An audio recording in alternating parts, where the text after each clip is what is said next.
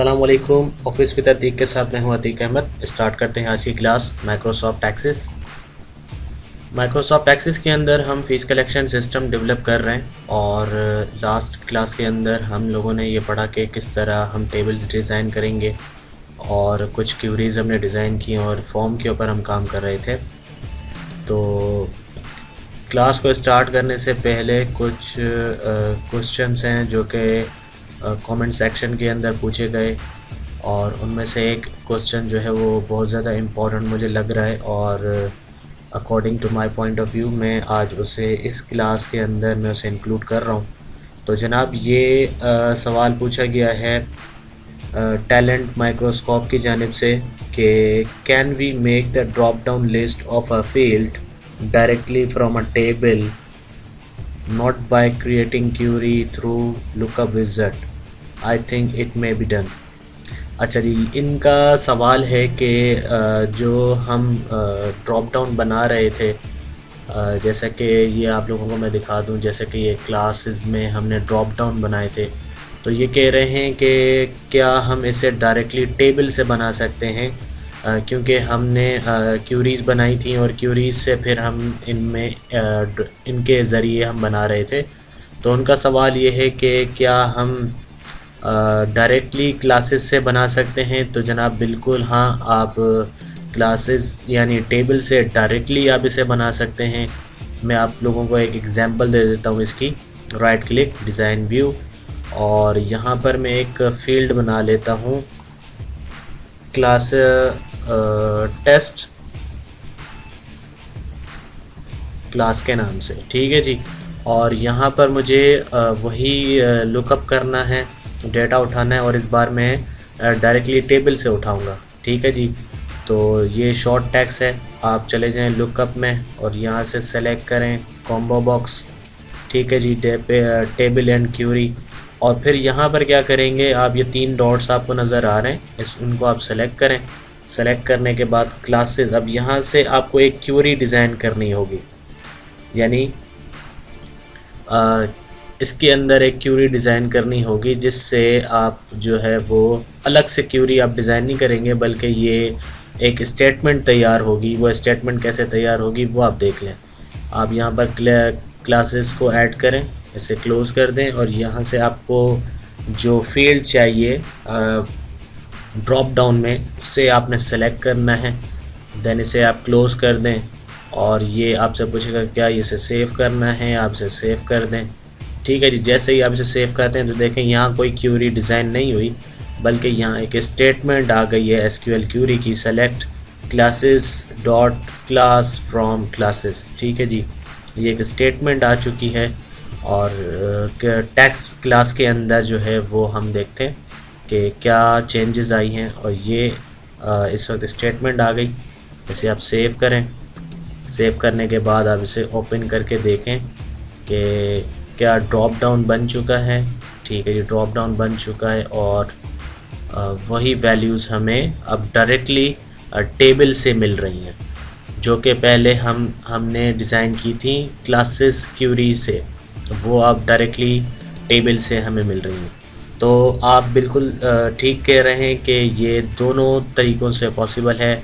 चाहे तो आप क्यूरीज़ बना लें, क्यूरीज़ बनाएं और क्यूरीज़ से आप यहाँ पर इंपोर्ट करें, या फिर टेबल से आप इसे इंपोर्ट करें। लेकिन जब ये टेबल से डायरेक्टली हो जाता है तो क्यूरीज़ की ज़रूरत क्यों पड़ती है? मेन सवाल आई थिंक आपका ये था कि क्यूरी की ज़रूरत क्यों पड़ी है, मुझे एक नई एक्स्ट्रा क्यूरी मुझे डिज़ाइन करने की ज़रूरत क्यों पड़ी। तो जनाब इस सवाल का जवाब ये है कि जब आप डेटाबेस को फ्रंट एंड और बैक एंड के अंदर कन्वर्ट करते हैं, यानी इसके 2 हिस्से बना लेते हैं। फ्रंट एंड वो पार्ट होता है सॉफ्टवेयर्स का जिसके अंदर इसके तमाम टूल्स मौजूद होते हैं जिससे आप सॉफ्टवेयर को रन करते हैं, और बैक एंड में सिर्फ टेबल्स का डेटा होता है, यानी सिर्फ टेबल्स होते हैं जहां पर आपका डेटा स्टोर होता है। तो ये जो बैक एंड है ये आप किसी लोकल सर्वर पर भी अपलोड कर सकते हैं, आप चाहें तो इंटरनेट सर्वर पर भी इसे अपलोड कर सकते हैं, चाहें तो आप इसे स्प्लिट ना करें और एक ही फ़ाइल रखें। लेकिन क्योंकि जब ज़रूरत पड़ती है कि एक से ज़्यादा यूज़र्स इसे यूज़ करें, तो फिर आपको इसे फ्रंट एंड और बैक एंड के अंदर इसे क्या करना होता है, तोड़ना होता है। तो इस वजह से होता क्या है कि जब मल्टी यूज़र्स एक ही डेटाबेस के ऊपर काम कर रहे होते हैं, तो ये बहुत ज़्यादा हैवी हो जाता है और ये रिस्पॉन्स सही नहीं करता और इसमें हैंगिंग का इशू आ जाता है और बहुत ज़्यादा जो है स्टक हो रहा होता है ये सिस्टम। तो मेरा अपना जो एक्सपीरियंस रहा है, और मैं कंपनीज़ के अंदर भी इस तरह के सिस्टम डेवलप कर चुका हूँ जिनमें मैं फ्रंट एंड और बैक एंड को फ्रंट एंड और बैक एंड के अंदर मैंने सिस्टम्स बनाए। तो मैंने ऑब्ज़र्व किया कि वो सिस्टम जिनके अंदर हमने क्यूरीज डिज़ाइन की थी वो काफ़ी स्मूथली रन होते हैं, और जबकि वो सिस्टम जिनके अंदर हमने क्यूरीज को डिज़ाइन नहीं किया और डायरेक्टली टेबल से डेटा कॉल किया, तो वो जो सिस्टम है वो थोड़े से स्टक हो रहे हैं और हैंगिंग इशू में थोड़ा सा ज़्यादा था, क्योंकि एक ही वक्त में एक ही फॉर्म के ऊपर बहुत सारे यूज़र्स इस पर काम कर सकते हैं। तो इस वजह से मेरा जो पॉइंट ऑफ व्यू होता है या मेरी जो पास्ट एक्सपीरियंस रहा है, उस बिहाफ पर मैं क्या करता हूँ कि क्यूरीज लाजमी डिज़ाइन करता हूँ जो कि मुझे काफ़ी फ़ायदा देती हैं। अगर इन फ्यूचर अगर मुझे इस सिस्टम को फ्रंट एंड और बैक एंड के अंदर स्प्लिट करना है, तब भी मेरे पास ये ऑप्शन मौजूद होगा। तो इसी वजह से क्यूरीज में डिज़ाइन करता हूँ। ठीक है जी, आई होप आप लोगों आपका पहले सवाल का जवाब आपको मिल गया होगा। अब आते हैं आपके सेकंड क्वेश्चन की तरफ, और वो है कि is there any difference between creating list of a field by lookup wizard और by your this method you used in this video. तो जनाब डिफरेंस तो खैर कोई भी ख़ास नहीं है, वही है सारी चीज़ें, और आपके पास दोनों ऑप्शन मौजूद हैं। चाहें तो आप लुकअप विज़ार्ड इस्तेमाल कर लें, या फिर आप ये जो मैंने मेथड बताया ये असल में वही मेथड है, लुकअप का ही मेथड है, इसमें ज़्यादा डिफरेंस नहीं है। ठीक है जी। कोई और अगर कन्फ्यूजन हो या आपको किसी तरह की और कोई परेशानी हो इस सिस्टम से रिलेटेड, या कोई और सवाल या कुछ कन्फ्यूजन हो, तो आप मुझसे व्हाट्सएप पे या फिर ईमेल या फिर आप कमेंट सेक्शन के अंदर मुझसे इस सवालों के जवाबात ले सकते हैं। ठीक है जी। अच्छा जी, अब आते हैं अपने मेन पॉइंट की तरफ, जो कि हम सिस्टम डेवलप कर रहे थे और हम एक न्यू एडमिशन का फॉर्म बना रहे थे। तो इसे मैं आगे कंटिन्यू रखने से पहले मैं आपको एक और चीज़ इम्पोर्टेंट बतानी थी आप लोगों को, कि जब हम ये फॉर्म डिज़ाइन कर लेंगे, तो क्योंकि इसका जो लिंक हमें नेविगेशन फॉर्म यानी जो डैशबोर्ड है हमारा, उससे जब हम करेंगे तो हो सकता है कि इसकी डिज़ाइन जो है उसके अंदर फिर हमें दोबारा से अमेंडमेंट करनी पड़े। तो इस वजह से मैं इसे अभी फ़िलहाल टेम्परेरी तौर पर इसे होल्ड कर रहा हूँ, इस यानी फॉर्म को होल्ड कर रहा हूँ, और मैं आ जाता हूँ अपने नेविगेशन फॉर्म की तरफ, जिसे जो हमारा डैशबोर्ड भी है उसे आप नेविगेशन फॉर्म भी कह सकते हैं। मैं आप लोगों को दिखा देता हूँ जनाब कि ये नेविगेशन फॉर्म कौन सा होता है। तो ये मैं अपने पुराने सिस्टम को ओपन करता हूँ और उसमें आप लोगों को दिखाता हूँ कि नेविगेशन फॉर्म या डैशबोर्ड जो मेन फॉर्म होता है जिससे पूरा सिस्टम रन हो रहा होता है, ये जी इसे मैंने टाइटल फॉर्म का नाम दिया था पुराने सिस्टम के अंदर। और जब आप इसे ओपन करते हैं तो ये देखें, ये जो मेन फॉर्म है ना, जिसमें ये तमाम फॉर्म्स जोड़ दिए हैं मैंने।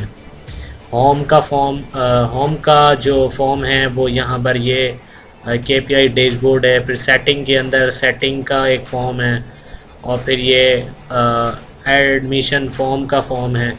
तो ये फॉर्म हम डिज़ाइन करने से पहले हमें बेहतर ये रहेगा कि हम इसका मेन फॉर्म भी पहले डिज़ाइन करें, ताकि जब हम इस सब फॉर्म यानी ये वाला फॉर्म है, जब हम इसके साथ जोड़ेंगे नेविगेशन फॉर्म के साथ, तो हमें जो व्यू है वो इसी तरह का नज़र आए।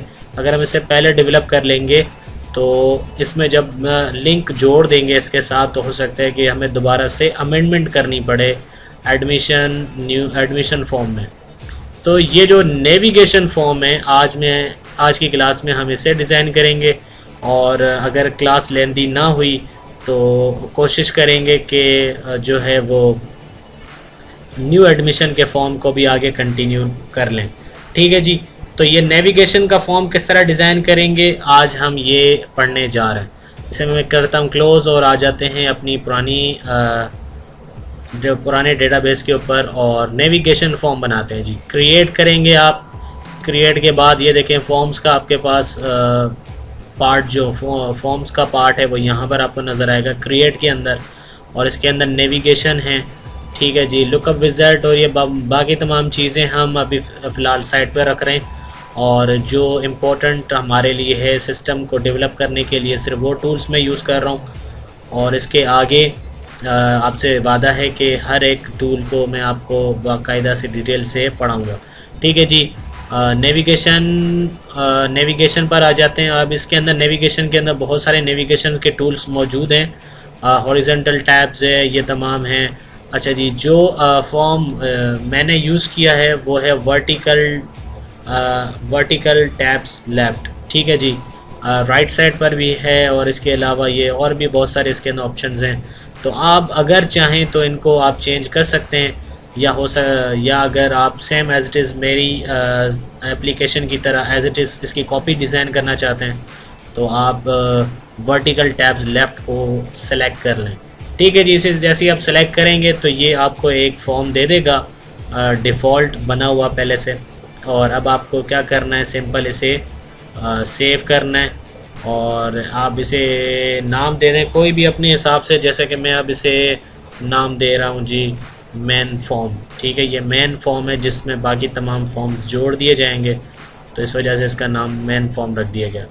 ठीक है जी। अब हम आ जाते हैं इसकी डिज़ाइन व्यू पे, और डिज़ाइन व्यू पर हम जब आएंगे तो हमारे पास इस तरह का इंटरफेस आएगा, और अब हमें इसे मैं इसे हटा देता हूँ। ठीक है जी।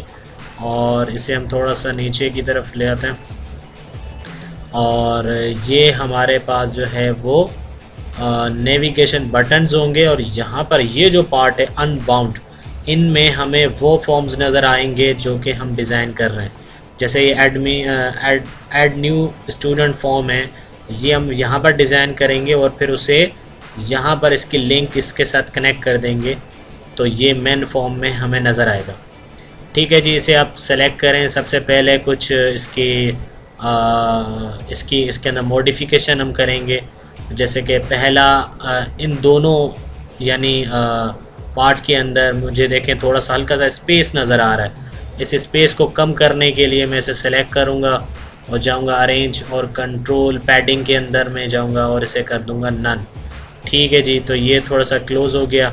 मज़ीद इसे भी मैं सेलेक्ट करके कर लेता हूँ नन। ठीक है जी। अब ये मज़ीद इसके साथ एग्जैक्ट इसके साथ जुड़ गया है। अच्छा जी। और ये बिल्कुल मैं स्टार्ट करना चाहता हूँ बिल्कुल टॉप से, और इसे आप थोड़ा सा अगर बड़ा करना चाहें तो आप बड़ा कर सकते हैं। जितना आप इसे बड़ा करना चाहें वो आप इसे कर सकते हैं। ठीक है जी। ये हो गया। और इसे भी, ये भी क्योंकि छोटा सा है तो इसे भी हम बड़ा कर लेते हैं, और आई थिंक इतना इनफ रहेगा। ठीक है जी।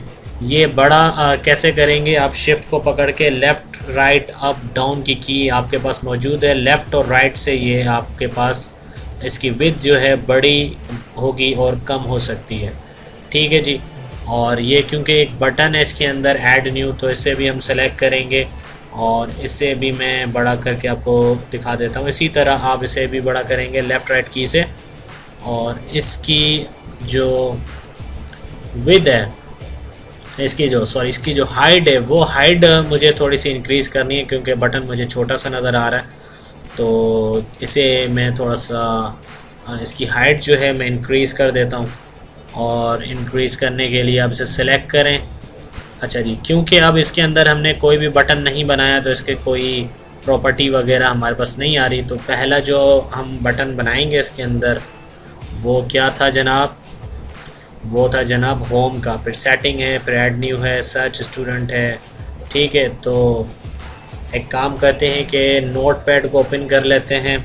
ठीक है, नोटपैड को ओपन कर लिया और ये तमाम हम टाइप कर लेते हैं होम सेटिंग न्यू एडमिशन। ठीक है जी, सर्च स्टूडेंट, ये इनके बटन्स बनाएंगे हम सारे के सारे। New voucher, search voucher and ID cards and WhatsApp SMS attendance and in the last reports। ठीक है जी, ये हमारे कुछ बटन्स हैं जो कि हम बनाने जा रहे हैं। तो इसे हम अगेन मिनिमाइज़ कर देते हैं और यहाँ पर अब हम अपना पहला बटन जो है हमारा होम का, वो हम यहाँ पर बनाएंगे। ठीक है जी, ये होम का बटन बन गया। इंटर प्रेस करेंगे आप। ठीक है जी, तो होम का बटन जो है वो आपका बन जाएगा। अब होम के साथ मज़ीद हमें बटन्स बनाने। अब देखें कि जैसे ही होम का बटन बन गया तो प्रॉपर्टी शीट जो है वो अब हमें नज़र आ रही है। अच्छा, अब अगर आप एक ही बटन को बनाकर और मॉडिफिकेशन करना चाहते हैं तो आप कर सकते हैं। मैं सारे बटन बनाकर और फिर उसे एक ही सेटिंग जो है वो अप्लाई कर दूंगा। तो ये सेटिंग का बटन बन गया। अच्छा जी, और ये न्यू एडमिशन। अच्छा जी, उसके बाद है हमारा सर्च स्टूडेंट। अच्छा जी, ये new voucher, again search voucher, ID cards, WhatsApp SMS। अच्छा जी, अटेंडेंस ये आ गया। और हमारा लास्ट का जो बटन है वो है रिपोर्ट्स। ठीक है, अब ये जो ऐड न्यू नज़र आ रहा है ये जस्ट आपको यहाँ पर नज़र आ रहा है। ये जब आप इसे प्रीव्यू करेंगे तो ये आपको नज़र नहीं आएगा। ठीक है जी, और इसे मैं कर देता हूँ बिल्कुल फॉर्म के मुताबिक। और क्योंकि ऊपर वाला पार्ट जो है वो अगर आप देखें तो ये वाइट है, तो इसे वाइट कर लेते हैं। ठीक है जी, इसे कर लेते हैं वाइट और इसे अब सेव करके ओपन करके देखते हैं। अच्छा जी, ये कुछ इस तरह नज़र आ रहा है और यहाँ पर एक बॉर्डर नज़र आ रहा है मुझे, जो कि मुझे बॉर्डर नहीं चाहिए। तो इसको बॉर्डर को रिमूव करने के लिए आप क्या करेंगे, राइट क्लिक, इसे आप सेलेक्ट कर लें। आप जाएं फॉर्मेट में, शेप आउटलाइन है, इसे आप कर दें ट्रांसपेरेंट। ठीक है जी, अब ओपन करके देखें आप। ठीक है जी, कोई किसी तरह का कोई बॉर्डर नज़र नहीं आ रहा।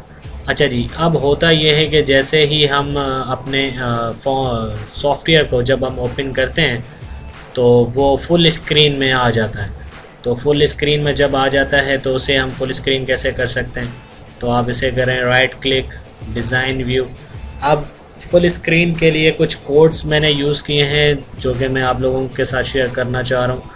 और आप चाहें तो इस तरह कर सकते हैं, और भी मेथड्स हो सकते हैं इसके, लेकिन जो मुझे आसान लगता तो वो मैंने अपने सिस्टम में अप्लाई कर लिया। ठीक है जी, आपने इसे फुल स्क्रीन करने के लिए आप क्या करेंगे, इवेंट बनाएंगे। इवेंट के अंदर कोड लगाएंगे और वो कोड किस पे लगाएंगे, ऑन ओपन। ये सारे के सारे जो हैं वो आपके पास एक्शंस हैं कि ऑन करंट है, ऑन लोड है, जब ये फॉर्म लोड हो, जब फॉर्म पे क्लिक हो, जब आफ्टर अपडेट, जब कोई चीज़ अपडेट हो जाए तो उसके बाद आपका जो कोड है वो रन हो। बिफोर अपडेट, यानी अपडेट से पहले आपका कोड रन हो जाए। बिफोर इंसर्ट, कोई चीज़ इस फॉर्म के अंदर इंसर्ट की जा रही है तो उससे पहले आपका कोड रन हो जाए। आफ्टर इंसर्ट, तो ये तमाम चीज़ें एक्शंस हैं आपके जिनके ऊपर आप कोडिंग कर सकते हैं। तो क्योंकि मैं चाह रहा हूँ कि जैसे ही फॉर्म खुले तो उसके खुलने के ऊपर ऑन ओपन, यानी ये जो एक्शन है उसके ऊपर मैं क्या चाह रहा हूँ, मेरा कोड रन हो जाए। तो होगा ये कि जैसे ही ये ओपन कोई ओपन करेगा, यानी फॉर्म खोलेगा, ओपन करेगा, तो उसके साथ मेरा कोड रन हो जाएगा। तो जिसकी वजह से मैं जो चीज़ चाह रहा हूँ वो चीज़ हो जाएगी। तो इसी वजह से मैं यहाँ पर से क्या करूँगा, इवेंट प्रोड्यूस करूँगा। ठीक है जी। इसके अलावा इसमें मैक्रोज वगैरह भी आप बना सकते हैं, वो आप यहाँ से बना सकते हैं। मैक्रो बिल्डर एक्सप्रेशन, अगर आप इसमें कोई कोड वगैरह करना चाहते हैं, जैसे कि फार्मूला अगर कोई अप्लाई करना चाहते हैं तो वो एक्सप्रेशन बिल्डर में आप कर सकते हैं। और इसके अलावा अगर आप VBA का कोड लगाना चाहते हैं तो आप विजुअल बेसिक एप्लीकेशन का जो कोड है वो कोड बिल्डर के ऊपर अप्लाई होता है। ठीक है।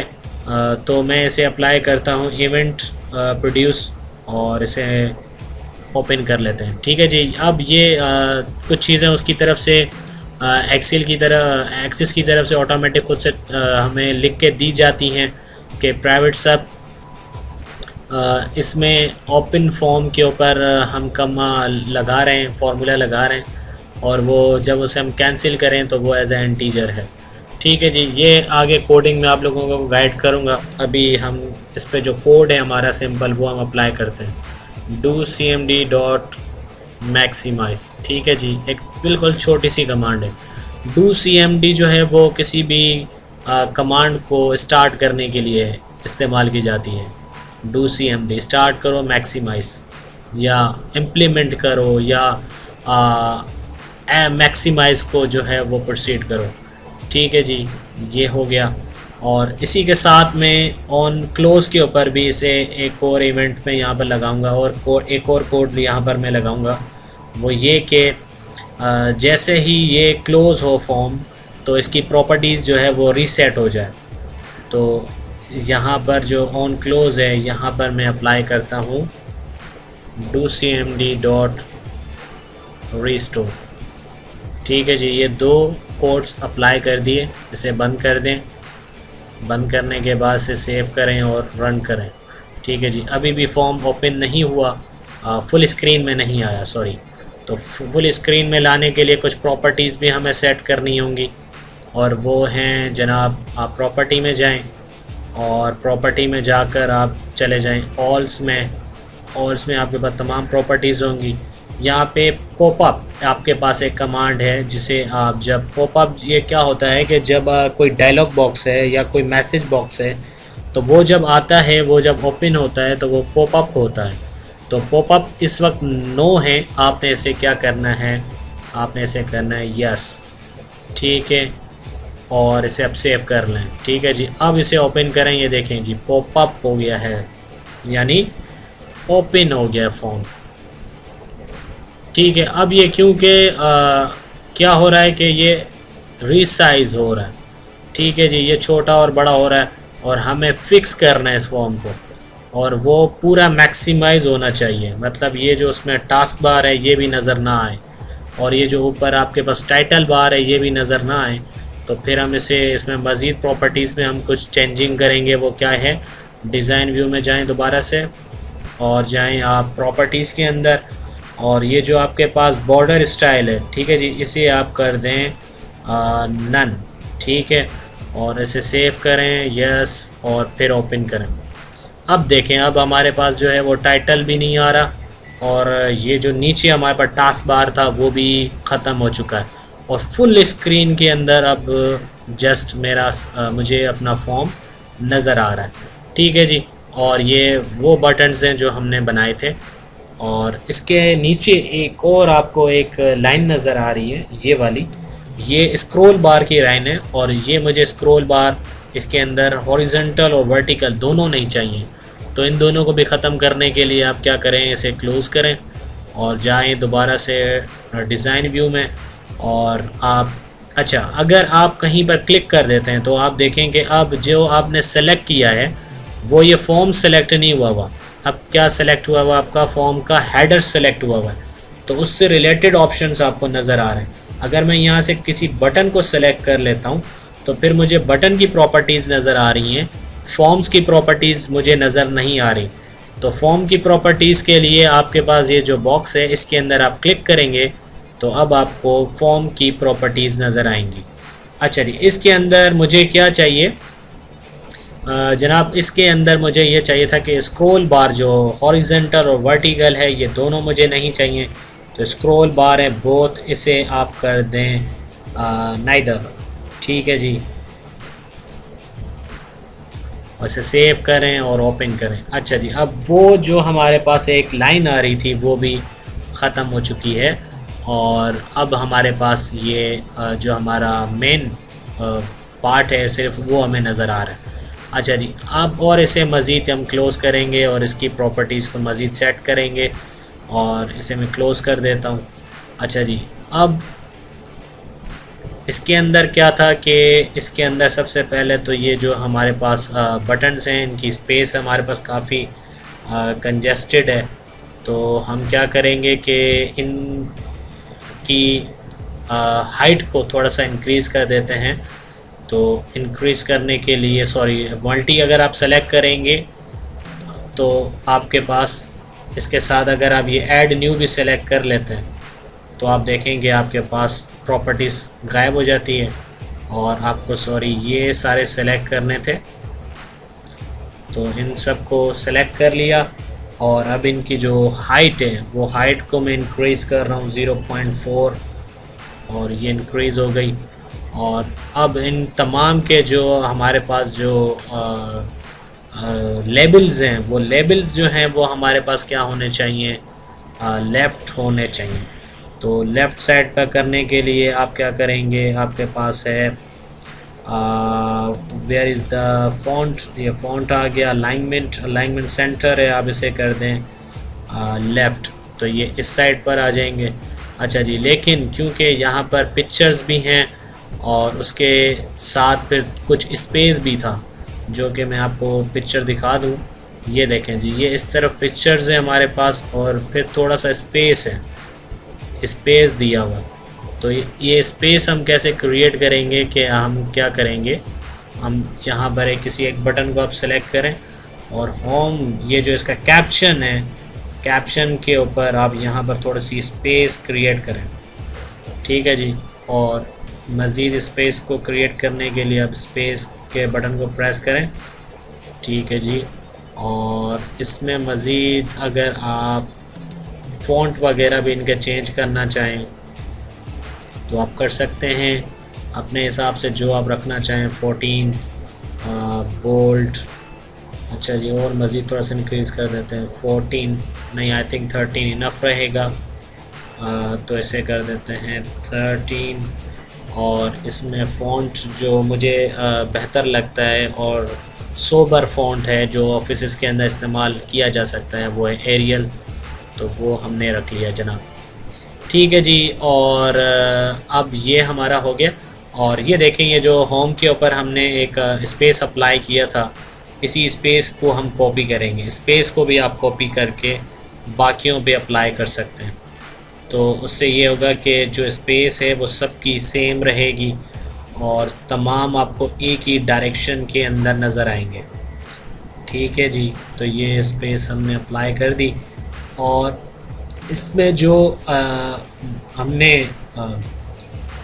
आइकन्स इसमें लगाए हैं वो आइकन्स में आपको इंशाल्लाह नेक्स्ट क्लास के अंदर बता दूंगा कि किस तरह हम इसके अंदर लगाएंगे, क्योंकि इस वक्त इंटरनेट जो है वो डिसेबल है मेरे पास, तो उसकी साइट्स आप लोगों के साथ मैं शेयर कर दूंगा कि आप वहाँ से डाउनलोड कर लें इन आइकन्स को, तो वो आइकन्स यहाँ पर आ जाएंगे। तब तक बाकी चीज़ें मैं आप लोगों को गाइड कर देता हूँ जी। ठीक है, ये यहाँ पर क्लियर हो गया, इसे सेव करते हैं और ओपन करके देखते हैं, तो अब हमें ये इस तरह नज़र आ रहा है। अच्छा जी, इसके अलावा यहाँ पर एक लाइन ड्रॉ हुई हुई थी जो कि अभी हमने नहीं की है इसमें, तो अब वो लाइन ड्रॉ करते हैं, राइट क्लिक, और इसमें जनाब लाइन कौन सी थी, ये एक लाइन है यहाँ पर जो कि आई थिंक क्योंकि यहाँ पर ये वाला पार्ट है, इससे पहले एक लाइन ड्रॉ हुई हुई है, तो वो लाइन जो है वो हम यहाँ पर ड्रॉ कर लेते हैं। अच्छा जी, वो लाइन ड्रॉ कैसे करेंगे, यहाँ पर कंट्रोल्स है, ये आप उठाएं, शिफ्ट को होल्ड करें और आप ये यहाँ पर ड्रॉ करें। ठीक है जी, ये लाइन ड्रॉ हो गई। और अब इसे मैं सेलेक्ट करके इसकी शेप आउटलाइन में जा रहा हूँ और इसकी थिकनेस को मैं इंक्रीज़ कर रहा हूँ। ठीक है जी, ये थिकनेस को इंक्रीज़ कर दिया और इसे बिल्कुल स्टार्ट से यानी यहाँ से शुरू करना है मुझे और फॉर्म को ऊपर की तरफ कर लेते हैं और ये जो है वो मुझे एग्जैक्ट यहाँ फॉर्म तक चाहिए। अच्छा जी, ये इंक्रीज़ हो रही है यहाँ तक। ठीक है जी, और ये फॉर्म हमारा यहाँ तक हो गया। अब इसे मैं ओपन करके देख लेता हूँ कि कैसे मुझे नज़र आ रही है। अच्छा, अब ये लाइन देखें, ये मुझे लाइन यहाँ तक नज़र आ रही है और मुझे इसको मज़ीद एंड तक लेके जाना है, क्योंकि होगा ये कि सम टाइम स्क्रीन छोटी और बड़ी हो सकती हैं। तो ये लाइन, क्योंकि आप अगर देखें डिज़ाइन व्यू में ये एग्जैक्ट आपको नज़र आ रही है, आपके बिल्कुल एंड पॉइंट पे नज़र आ रही है, लेकिन जब आप इसे प्रीव्यू करते हैं तो वो आपको शॉर्ट नज़र आ रही है। वो इस वजह से नज़र आ रही है कि जो आपने डिज़ाइन व्यू में जब आप देखते हैं इसे, तो आपका जितना फॉर्म डिज़ाइन हुआ हुआ उतना आपने इसे रखा है। अगर आप चाहते हैं कि जैसे फॉर्म आगे की तरफ बढ़ जाता है तो ये लाइन भी ऑटोमेटिक आगे की तरफ बढ़ जाए, तो आप इसे सेलेक्ट करें, अरेंज, और यहाँ से आप इसे कर दें stretch top, stretch across top. ठीक है जी। तो अब क्या होगा कि जितना आपके फॉर्म के हिसाब से या कंप्यूटर की स्क्रीन के हिसाब से फॉर्म अगर आगे की तरफ बढ़ता है तो ये ऑटोमेटिक खुद ब खुद लाइन जो है वो आगे की तरफ बढ़ जाएगी। ठीक है जी, अब ये कंप्लीट आपको नज़र आ रही है। अच्छा, अब ये लाइन भी मुझे ब्लू कलर में चाहिए और यहाँ पर जो है, यहाँ पर एक कलर था वो भी मुझे कलर ड्रॉ बनाना है। तो उस कलर को ड्रॉ करने के लिए फिर हम क्या करेंगे, डिज़ाइन व्यू। अच्छा जी, यहाँ पर इसमें मुझे कलर चाहिए, तो कलर बनाने के लिए आप जाएं। सबसे पहले तो आपको मैं पहले भी बता चुका था कि कलर अगर पिक करना है आपने तो इसकी अब स्क्रीनशॉट लें, इसको सेलेक्ट करें। ठीक है जी, जैसे आप सेलेक्ट करेंगे तो पिक्चर टूल्स आ जाएगा। ये पावर पॉइंट के अंदर हमने सेव करके रखी थी और मैं ज़्यादातर ऑफिस की प्रोडक्ट्स ही यूज़ करता हूँ किसी भी तरह का कोई भी काम करने के लिए। तो ये देखें, पिक्चर बॉर्डर है आपके पास, इसमें आपके पास है आई ड्रॉपर। इसे आप सेलेक्ट करें, यहाँ से कलर पिक करें। ठीक है जी, और जब जैसे आप कलर पिक कर लेंगे तो वो आपको यहाँ नज़र आएगा डार्क ब्लू। ठीक है, अब ये यहाँ पे इस एप्लीकेशन में हम अप्लाई कर सकते हैं, लेकिन एक्सिस के अंदर अप्लाई करने के लिए आपको क्या करना पड़ेगा, इसे सेलेक्ट करें, मोर आउटलाइन कलर्स में जाएं और यहाँ से इसका कोड कॉपी कर लें। ठीक है जी, ये कोड आपने कॉपी कर लिया, इसे अगेन मिनिमाइज़ करें वापस से।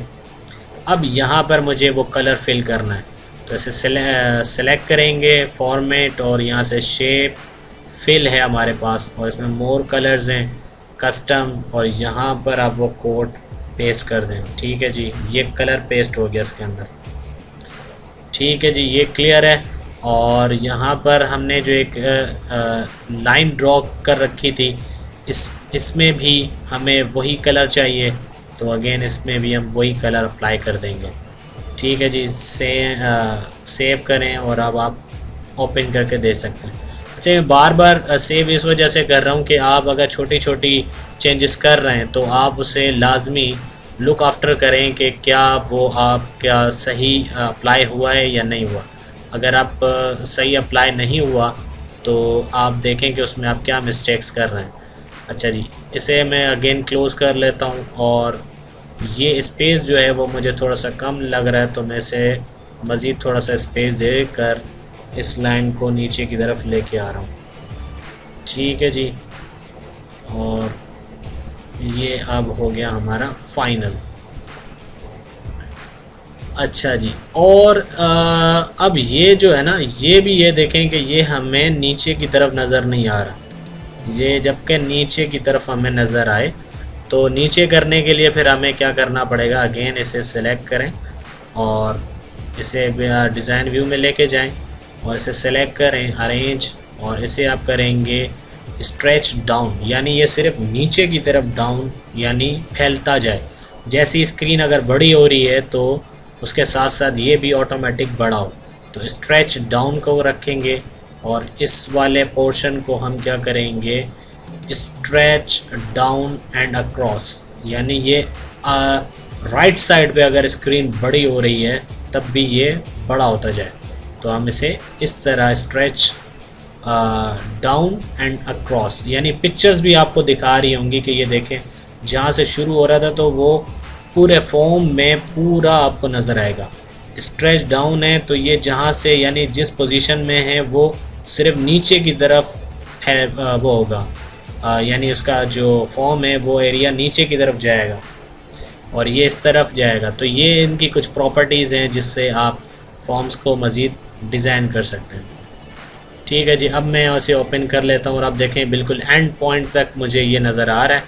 और यहाँ पर अब ये कुछ इशू है कि मुझे बटन्स जो हैं वो मुझे बटन्स के कलर्स जो हैं वो मुझे इस तरह के नज़र आ रहे हैं। तो इनको मैं क्या करूँगा, इसे मैं बंद कर लेता हूँ और कर लेता हूँ डिज़ाइन व्यू में ओपन, और इसमें मुझे कलर्स फिल करने हैं।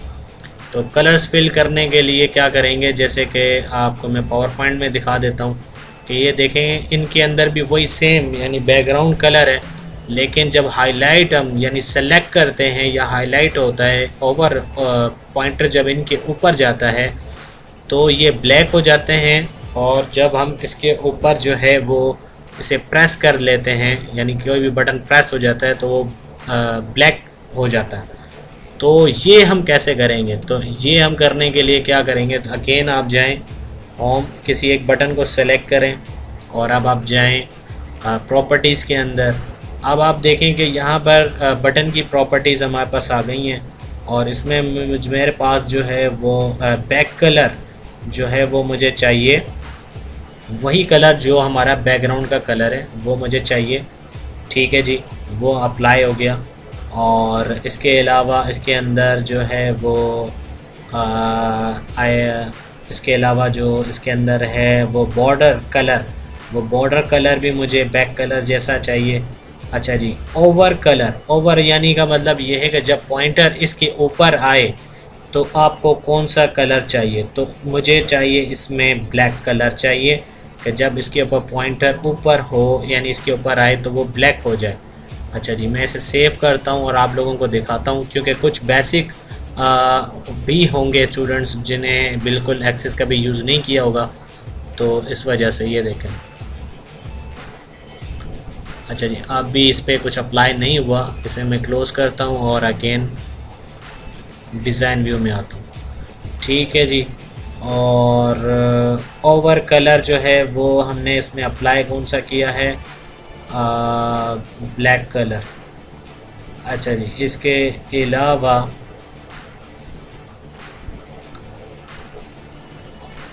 सॉरी वो जो था इसे मैं सेव कर लेता हूँ और दोबारा से इसे मैं डिज़ाइन व्यू में लेके आता हूँ, और सॉरी इसे ओपन कर लेते हैं। ये इस वक्त प्रेस हुआ है, ठीक है, मैं किसी और बटन को प्रेस करके अब आपको दिखाता हूँ। ये देखें, ये जब मैं इसके ऊपर आता हूँ तो आपको ये देखें, ये आपको ओवर यानी जब ओवर होता है तो वो कलर उसका ब्लैक हो जाता है। तो और प्रेस के ऊपर ये वाला कलर आ रहा है और मैं चाहता हूँ कि प्रेस के ऊपर जो है वो भी ब्लैक कलर आए, यानी सिर्फ एक ही कलर हो। तो इसे हम क्लोज़ करेंगे और वापस से होम पर आएंगे, और होम पर आने के बाद इसके अंदर जो प्रेस कलर है वो भी हमें क्या चाहिए, ब्लैक चाहिए, तो वो भी हमने ब्लैक कर दिया। अच्छा जी, ओवर फोर कलर का मतलब ये होता है कि सॉरी इसमें जो अप्लाई हुआ है वो क्या हुआ जी, ब्लैक आया, ब्लैक हुआ है।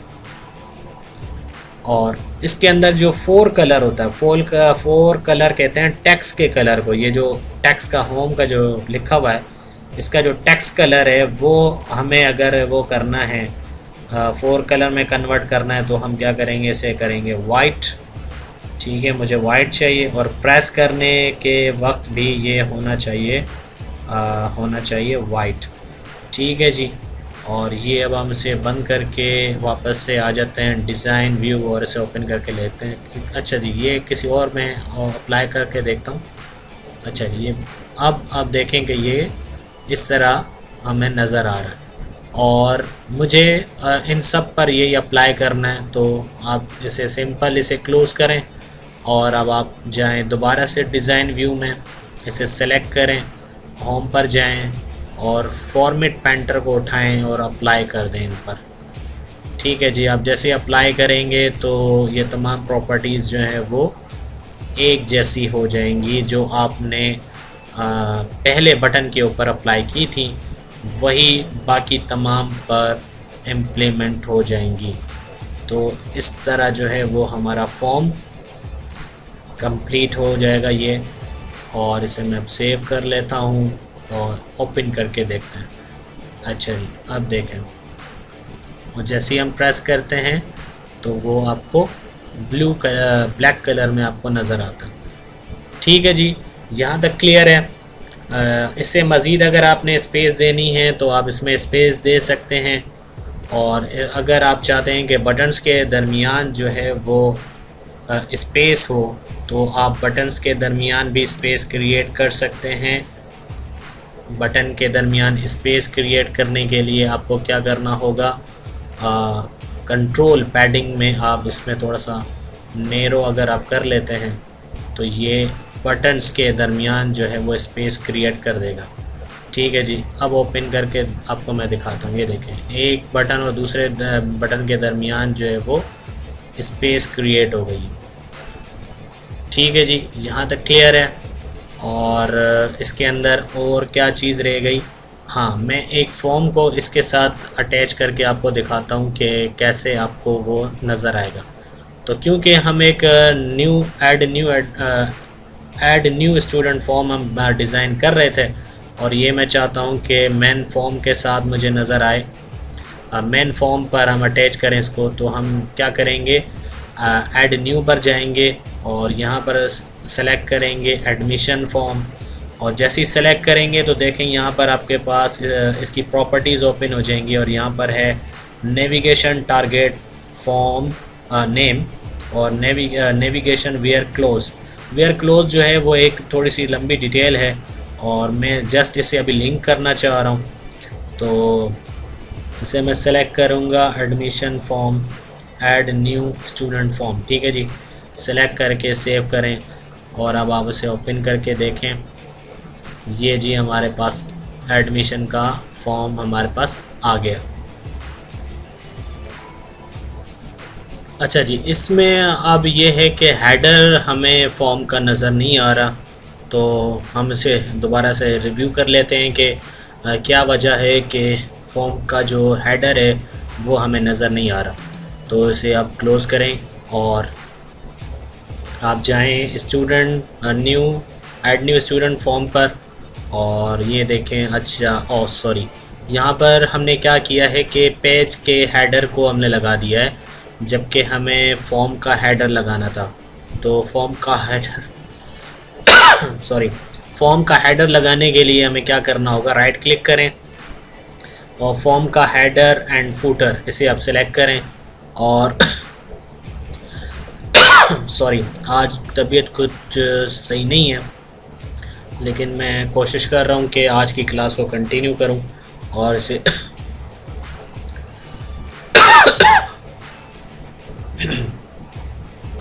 अच्छा जी, ये मैंने यहाँ पर इसे जस्ट कॉपी एंड पेस्ट किया है और यहाँ पर मुझे इसके बैकग्राउंड को चेंज करना है। तो आप से सेलेक्ट करें और फिल करें। अब हमें जो है वो पेज हेडर नहीं चाहिए, तो इसे हम क्या कर देंगे, पेज हेडर एंड फूटर को हम रिमूव कर देंगे।